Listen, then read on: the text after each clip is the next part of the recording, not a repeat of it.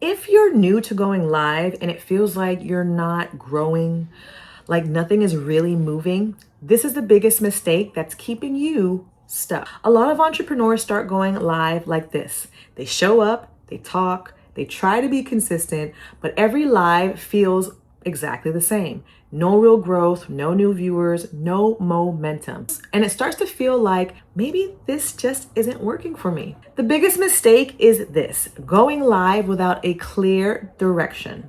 Now, I've seen this happen over and over again. Creators go live just to be live, and there's no clear topic, there's no clear message, there's no clear goal. So from the viewer's side of things, it feels very random, right? And when something feels random, people don't stay. Going live is not just about showing up, it's about leading.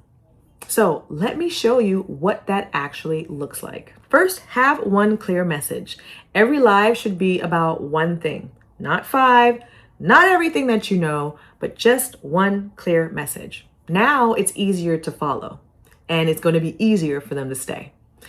The next thing, know what you're helping them with, okay? So before you go live, ask, what problem am I helping solve, okay?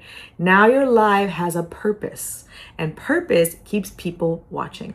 Next, you want to guide the viewer through your live. Don't just talk. You're going to guide, explain step by step, move from one idea or one product to the next. Now your live feels more structured, okay? Next, you're going to tell people what to do next. This is where most people stop. They talk, but they don't guide action.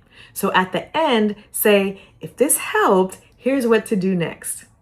Now your live leads somewhere, and you want to repeat this process every single time. This is how you build momentum. Clear message, clear purpose, clear direction every single time. So if you feel stuck, here's what's really happening.